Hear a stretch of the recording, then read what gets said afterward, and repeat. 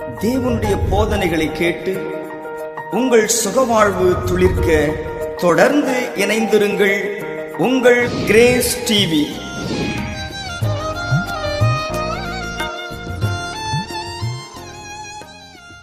இயேசு கிறிஸ்துவின் நாமத்தினாலே உங்கள் யாவரை நான் வாழ்த்துகிறேன். இந்த டிவி முன்பதாக இந்த செய்தியை கேட்க வேண்டும் என்று சொல்லி விரும்பிக் கொண்டு விடுதலைக்காக, சுகத்துக்காக நீங்கள் காத்திருக்கிற உங்களை பார்த்து ஆண்டவர் இன்றைக்கு ஒரு ஆசீர்வாதத்தை நீங்கள் பெற்று சொல்லுவீங்க. இன்றைக்கு நான் வேதத்தை இருந்து ஒரு வசனத்தை வாசிக்கிறேன். தியானத்தின்படியாக சங்கீதங்களின் புஸ்தகம் 31ஆம் அதிகாரம். கர்த்தாவே, உம்மை நம்பி இருக்கிறேன், நான் ஒரு காலம் வெட்கமடையாதபடி செய்யும், உமது நீதி நிமித்தம் என்னை விடுவியும். கர்த்தாவே, உம்மை நம்பி இருக்கிறேன். கர்த்தாவே, நான் உம்மை நம்பி இருக்கிறேன். ஆண்டவரே, நான் புது இந்த வியாபாரத்தை நான் பிசினஸை நான் பண்ணுகிறேன், உம்மை நம்பி இருக்கிறேன். ஆண்டவரே, உம்முடைய கிருபை எங்களை தாங்க வேண்டும் என்று சொல்லி நான் வெட்கப்பட்டு போகாதபடி செய்யும். ஒரு மனிதனுடைய காரியங்களில் வெட்கமடையாதபடி செய்வதற்கு நாம் ஒவ்வொரு மனிதனும் ஒவ்வொரு காரியங்களையும் நாம் சந்தித்து வருகிறோம். ஆண்டவரே, நான் வெட்கப்பட்டு போகாதபடி செய்யும். ஒரு மனிதனுடைய வாழ்க்கை ஏதோ ஒரு விதத்திலே தோல்வியை சந்திக்கும் பொழுது தன் இருதயத்தில ஒரு கலக்கம் வந்த உடனே மற்றவர்களை பார்க்கும் பொழுது அவனுக்குள் ஒரு வெட்கத்தை கொண்டு வருகிறார் பிசாசானவன். பிசாசு ஒரு தந்திரத்தை கொடுக்கும். இயேசுவும் பிசாசுக்கும் கொஞ்சம் வித்தியாசம் உண்டு. இயேசு தன்னுடைய ஜனங்களை ஆசீர்வதித்து அவர் உயர்த்துவதற்காக அவர் இந்த பூமிக்கு வந்தார். பிசாசு தன்னுடைய மனிதர்களை அவர்களை துன்பப்படுத்தி அவனை கஷ்டப்படுத்தி விட்டு தூரத்திலிருந்து வேடிக்கை பார்க்கிறது. அது அசுத்த ஆவியினுடைய தீர்ப்பு. இந்த பிசாசு கிரியை தன்னை அவமானப்படுத்துவதற்கு, ஏனென்றால் இயேசுவுக்கும் பிசாசுக்கும் இருக்கிற போராட்டம். இயேசு தன்னுடைய ஆத்மாக்களை நல்லபடியாக வைக்க வேண்டும் அப்படி என்கின்ற ஒரு காரியம் அந்த குடும்பத்தை ஆசீர்வதிக்க வேண்டும் என்கின்ற ஒரு எண்ணம் இயேசுவிடத்தில் இருக்கிறது. இயேசுவை ஆசீர்வதிக்க ஜனங்கள் அவரை நோக்கி கூப்பிட ஆரம்பிக்கிறார்கள். இயேசுவை ஆராதிப்பதற்காக ஜனங்கள் வருகிறார்கள். அங்கு பிசாசை ஆராதிக்க வேண்டும், பிசாசை வணங்க வேண்டும் என்று சொல்லி அவன் விரும்புகிறான். அதனால ஒரு ஜன கூட்டத்தை பிசாசானவன் அவன் பக்கத்துல வஞ்சி கூட்டி சேர்ப்பதற்காக அவன் தோல்வியை கொடுத்து விடுகிறார். ஒருவேளை குடும்பமாக இருக்கிற கணவன் மனைவி என்கின்ற ஒரு காரியத்துல அவங்க வாழ்ந்து வரக்கூடிய சூழ்நிலையில அவங்களுடைய காரிய வருமானத்தை தடை செய்து அவங்க அந்த குடும்பத்திலே சண்டை மூட்டியிடுவதும் ஒரு பிசாசினுடைய தந்திரம். ஏனென்றால் இயேசுவை தேடி போய்வாங்க, நம்மளை தேடி வர வேண்டும், என்னை வணங்க வேண்டும் அப்படி என்கின்ற ஒரு காரியத்திற்காக அந்த பிசாசானவன் தூண்டி விடுகிறார். அதனால அந்த வீட்டு குடும்பத்துல துன்பத்தையும் துயரத்தையும் கொடுத்து கொண்டிருக்கிறார் அசுத்த ஆவி. நான் சிலர் இடத்துல நான் ஜெபிக்கும் பொழுது ஆண்டவர் எனக்கு சில குடும்பத்துல வெளிப்பாடாக ஆண்டவர் காட்டுவார். சில வீட்டுல ஜெபிக்கும் பொழுது ஒரு கண்ணின் உருவத்தை காட்டும். அந்த இடத்துல பாருங்க, உங்க வீட்டுல ஒரு கண்ணி உருவம் இருக்கிறது. அது உங்களை வணங்க சொல்வதற்காக அது உங்களை துன்படுத்துகிறது. உங்க சரீரம் முழுவதும் வேதனையை கொடுத்து கொண்டிருக்கிறது. நீங்கள் ஆஸ்பத்திரிக்கு போகிறீங்க, ஆனால் அது சுகம் அடையவில்லை.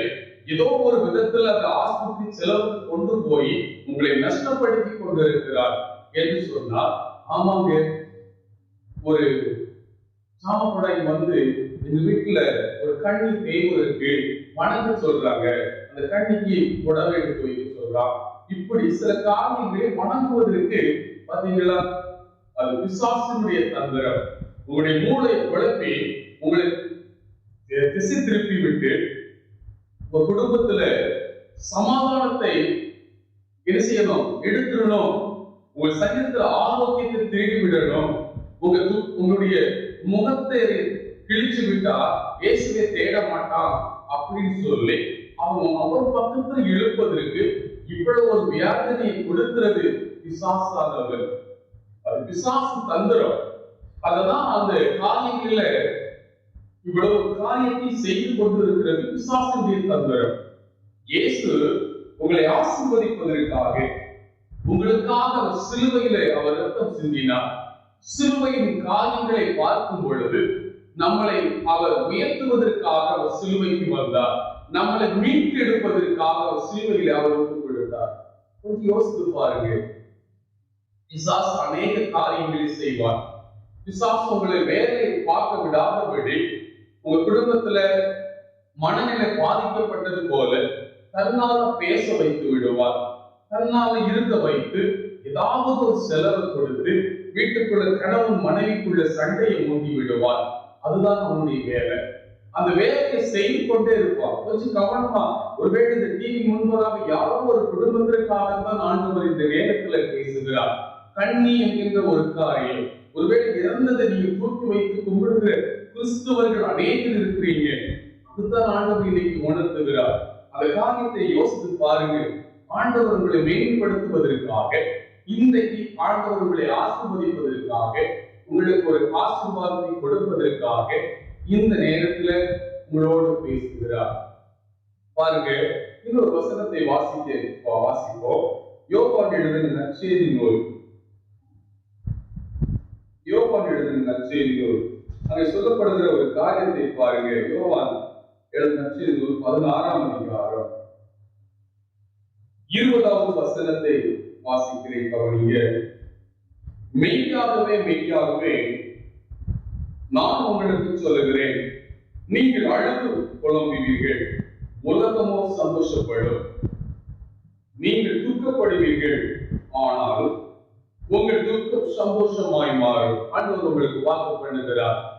நீங்கள் உலகம் உங்களை பார்த்து நிந்திக்கலாம், உங்கள் முன்ன விட்டு உங்களை குறை பேசலாம், ஒருவேளை உங்கள் குடும்பத்துக்கு விரோதமாக எழும்பலாம். நீங்கள் வேதனைப்படுவீங்க, வெட்கப்படுவீங்க. நான் என்ன செய்வது, நான் வெட்கப்படாத என்னை ஆசீர்வதிங்க என்று சொல்லி நீங்க கேட்டிருப்பீங்க. ஆனால் ஆண்டவர் சொல்லுகிறார், உங்கள் துக்கம் சந்தோஷமாய் மாறும். உங்கள் துக்கம் சந்தோஷமாய் மாறும்.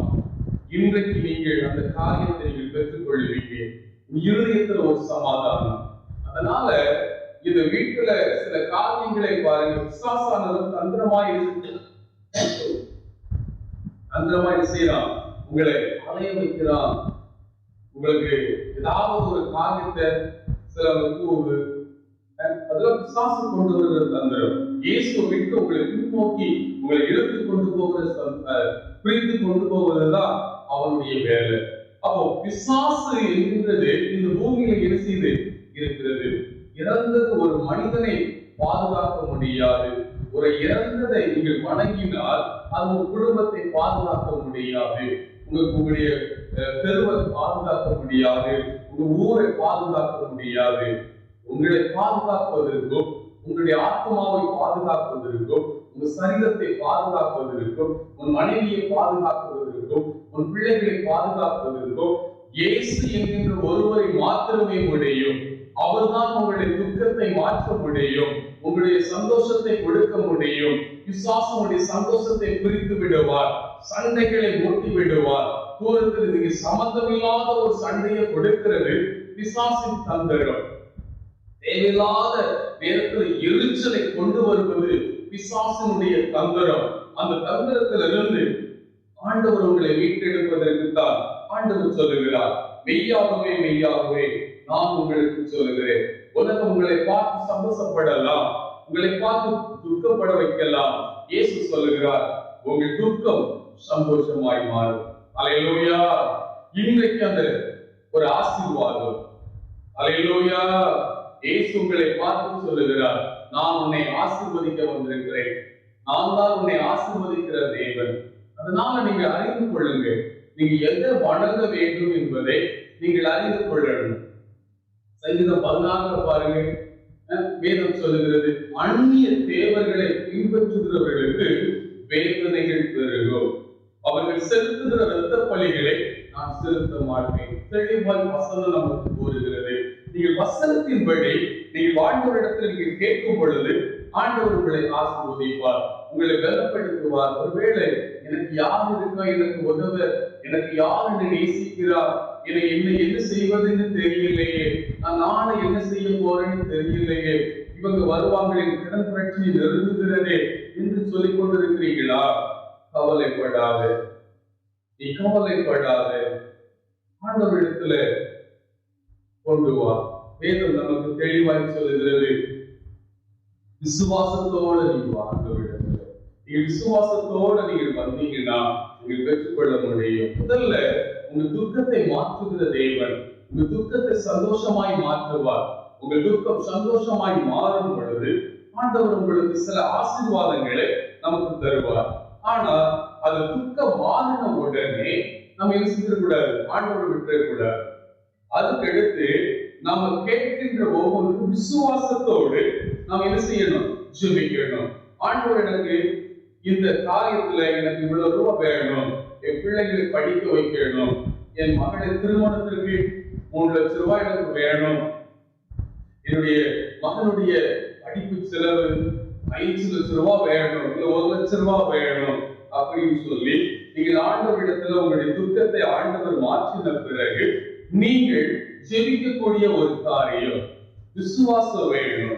வேதத்துல இன்னொரு வசனத்தை வாசிக்கிறேன் கவனிங்க. மத்தேயு எழுதின நற்செய்தி நூல்ல 21ஆம் அதிகாரத்துல 22வது வசனத்தை வாசிக்கிறேன் கவனிங்க. மேலும் நீங்கள் விசுவாசம் உள்ளவர்களாய் ஜெபத்திலே எவைகளை கேட்பீர்களோ அவைகளை எல்லாம் பெறுவீர்கள் என்றார். என்ன சொல்கிறது? விசுவாசம் உள்ளவர்களாய் நீங்கள் ஜெபத்திலே எவைகளை கேட்கிறீர்களோ அவைகளை நீங்கள் பெற்றுக்கொள்ள முடியும்.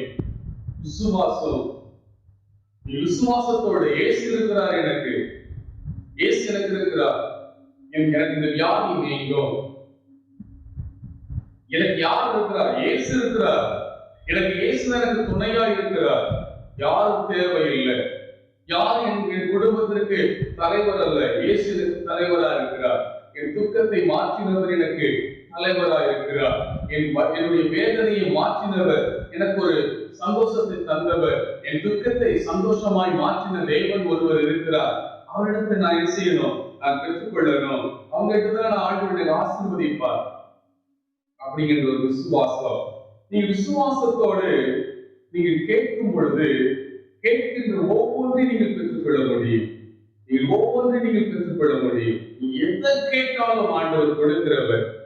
எந்த காரியத்திலும் சரி, நீங்க உங்க இருதயத்துல ஒரு சமாதானம், ஒரு சந்தோஷம் எல்லாம் வந்துருச்சுன்னா ஆண்டவர் உங்களை அவர் மறக்காத ஒரு தேவன். வேதம் சொல்கிறது, நான் உங்களை உள்ளங்கையில் நான் வரைந்து வைத்திருக்கிறேன். அவர் உங்களை பார்த்துக் கொண்டிருக்கிறார். உள்ளங்கையில் அவர் வரைந்து வைத்திருக்கிறாரா? நீ என்ன செய்கிற? உன் தேவை என்ன? உன் காரியங்கள் என்ன? எதை குறித்து நீ இருக்கிற? உன் சிந்தை என்ன என்பதை அவர் அறிந்திருக்கிறார். உங்கள் துக்கம் சந்தோஷமாய் மாறின உடனே நீங்கள் என்ன செய்ய வேண்டும்? கவனமாய் விசுவாசத்தோடு இயேசுவிடத்தில் என்ன செய்யணும்? நீங்கள் ஜெபிக்கக்கூடிய ஒரு காரியம் பிலிப்பியர் 4ஆம் அதிகாரத்துல அங்க தெளிவாய் சொல்கிறது. பிலிப்பியர் 4ஆம் அதிகாரம் அங்க தெளிவா சொல்கிறது. 6வது வசனம் சொல்கிறது, நீங்கள் ஒன்றுக்கும் கவலைப்படாமலோ, ஒன்றுக்கும் கவலைப்படக்கூடாது. எதை வேணுமானாலும் சரி, பெரிய தேவையா இருக்கலாம், ஒருவேளை உங்களுடைய ஆசீர்வாதம் எனக்கு வேணும் என்று சொல்லி கேட்டாலும் சரி, ஒருவேளை இந்த வியாபாரம் எனக்கு தர வேண்டும், இந்த வியாபாரத்தை வியாபாரத்தின் மூலமா என்னை ஆசீர்வதியும் என்று சொல்லி நீங்கள் கேட்கின்ற ஒவ்வொன்றும் இந்த வசனம் சொல்லுங்க, நீங்கள் ஒன்றுக்கும் கவலைப்படாமலும் எல்லாவற்றையும் ஸ்தோத்திரத்தோட கூடிய ஜெபத்தினாலும் வேண்டுதலினாலும் எனக்கு தெரியப்படுத்துங்க. கவலைப்படாதீங்க. கேன்சர் கட்டியா? கவலைப்படாதீங்க. உங்களுடைய கேன்சர் கட்டியை மாற்றுவதற்கு ஒருவர் இருக்கிறார், அவர்தான் இயேசு. அந்த இயேசுவானவர் தான் உங்களுடைய காரியங்களிலே கவனம் செலுத்துகிறவர், உங்களுடைய சரீரத்திலே கவனம் செலுத்துகிறவர், உங்களை சுத்தப்படுத்துகிறதிலே கவனம் செலுத்துகிற தேவன் அவர்தான் இயேசு. நீங்கள் அவரிடத்துல கேளுங்க, என்ன வேணும்னாலும் சரி. ஒருவேளை பக்கவாதத்தில் இருக்கிறீங்க, பக்கவாதம் நீங்காதா என்று நீங்கள் கேட்கலாம். நீங்கள் ஒன்றுக்கும் நீங்கள் கவலைப்படாமலும் என்னை நோக்கி கூப்பிடு, என்னை நோக்கி கூப்பிடு, கவலைப்படாது. நான் உன்னை ஆசீர்வதிக்கிற தேவன். நான் இன்றைக்கு உனக்கு ஒரு விடுதலை கொடுக்க போறேன். ஒரு துக்கம் சந்தோஷமாக மாறப் போகிறது. இயேசு சொல்லுகிறார், நீங்கள் ஒன்றுக்கும் நீங்கள் கவலைப்படாமலும் எல்லாவற்றையும் நீங்க என்ன செய்யணும்? என்ன கேளுங்க, உனக்கு என்ன வேணும்? உனக்கு காரியங்கள் என்ன தேவை? வீடு கட்டுவதற்கு இடம் இல்லையே, நான் என்ன செய்ய போறேன்னு தெரியலையே, நான் ஒரு வாடகை வீட்டுல தான் இருக்கிறேன், நான் எப்படி நான் செய்ய போகிறேன்னு தெரியலையே, என்னுடைய கணவர் ரட்சிக்கப்படணும், என் மனைவி ரட்சிக்கப்படணும். கேளுங்க, என்ன தேவை? உங்களுடைய தேவை என்ன? என்னுடைய வருமானம் என்ன செய்யுது? தடையாகிறது, வேஸ்டா என்ன செய்யுது? ஆஸ்பத்திரி செலவுக்கு போகிறது. நான் என்னது வேணும்? ஒன்றுக்கும் கவலைப்படாது. நாளை தினத்தை குறித்து கவலைப்படாதே என்று வேதம் சொல்லுகிறது. நாளை தினத்தை குறித்து நீ கவலைப்படாதே, நான் உனக்கு நான் தேவையை சந்திப்பேன். கவலைப்படாமல் எழுசியும் தேவைகளை ஆண்டவரிடத்திலே ஜெபம் பண்ணும் பொழுது அவர் உங்களை ஆசீர்வதிப்பார். அவர்தான் உங்களுக்கு ஆசீர்வதிக்கிற தேவன். ஒருவேளை எந்த ஒரு வேதனையா இருந்தாலும் அவர் மாற்றுவார். இன்றைக்கு ஆண்டவர் உங்களை பார்த்து சொல்லுகிறார், ஒரு துக்கம் சந்தோஷமாக மாறும். நீங்க சுமத்துல நீங்க கவலைப்படாமல் கேட்கும் பொழுது என் பிள்ளை கேட்கிறாங்க, என் சகோதரர்கள் கேட்கிறாங்க. இயேசுவை நீங்க எப்படி பார்க்கிறீங்க? இயேசுவை சகோதரனாக நீங்கள் கேட்கலாம், ஆண்டவரே என்று நீங்கள் கூப்பிடலாம். ஒருவேளை தகப்பனாக இசப்பா எனக்கு ஒரு ஆசீர்வாதத்தை தாரும். ஒருவேளை நீங்கள் ஃப்ரெண்டாக, சிநேகிதனாக சில காரியங்களை சொல்ல முடியும். அதனால நீங்க சிநேகிதனாகனா கூட என்ன செய்யுங்க? ஏசப்பட்ட பேசுங்க, ஆண்டவரே நான் இதுல பாதிக்கப்பட்டுட்டேன், வெளி சொல்ல முடியல, வேதனையா இருக்கு, என்ன பண்ண போறேன்னு தெரியல. கேளுங்க, ஆண்டவரிடத்துல கேளுங்க. என் மக்கள் என்ன செய்யறாங்க? என் மக்கள் கெட்டி கொடுக்க முடியாத அளவுக்கு என்ன செய்யல, எழுச்சிக்கு வரல, வெளி சொல்ல முடியாது. எல்லாத்தையும் நீங்க ஆண்டவரிடத்துல கேட்கலாம். அதனால நீங்க சிநேகிதனை போல தகப்பட்ட கூட சில காரியங்களை பேச முடியாது.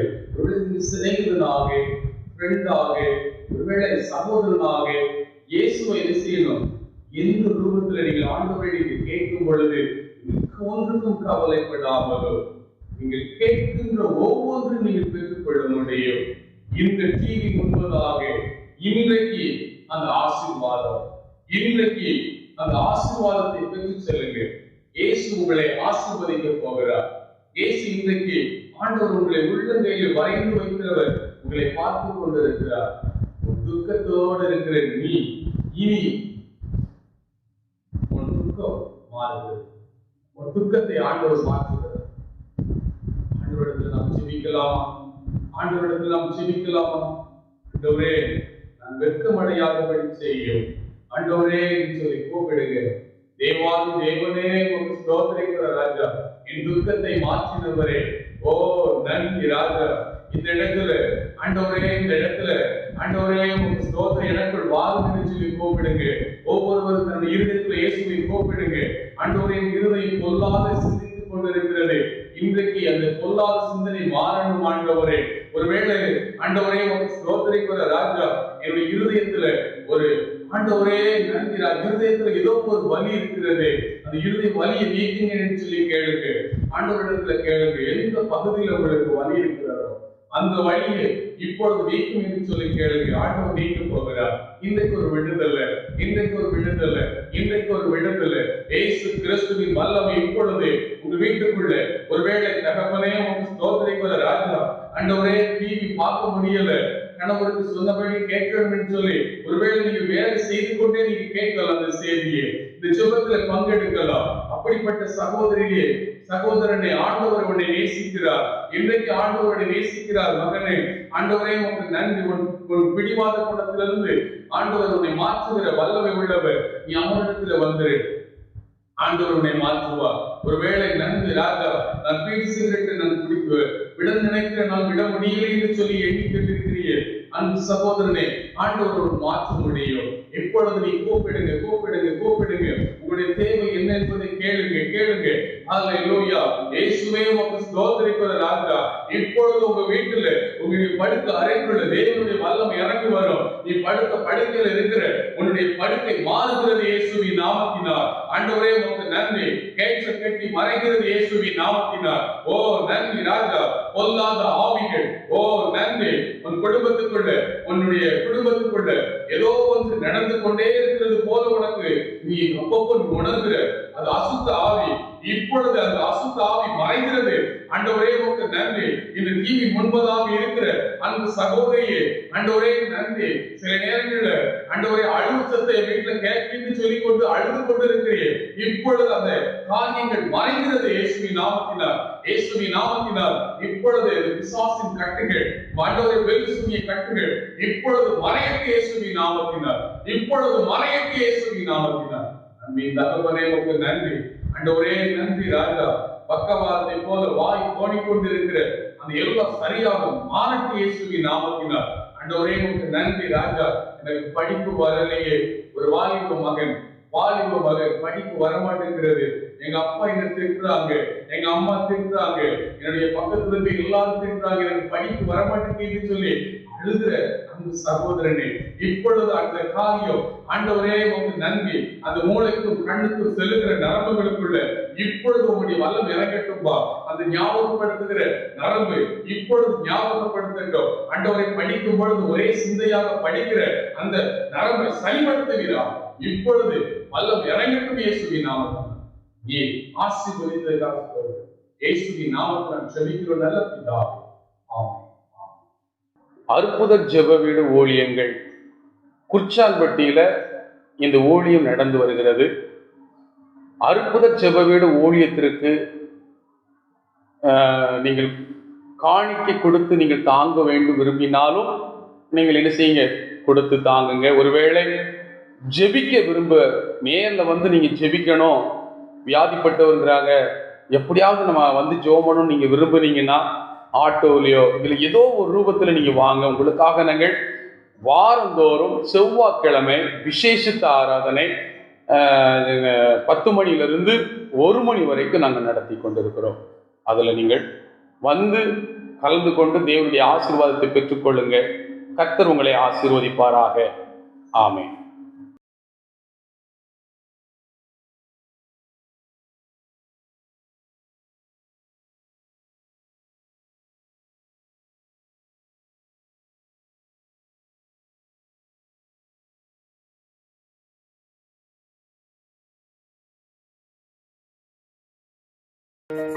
தேவனுடைய போதனைகளை கேட்டு உங்கள் சுகவாழ்வு துளிர்க்க தொடர்ந்து இணைந்திருங்கள். உங்கள் கிரேஸ் டிவி.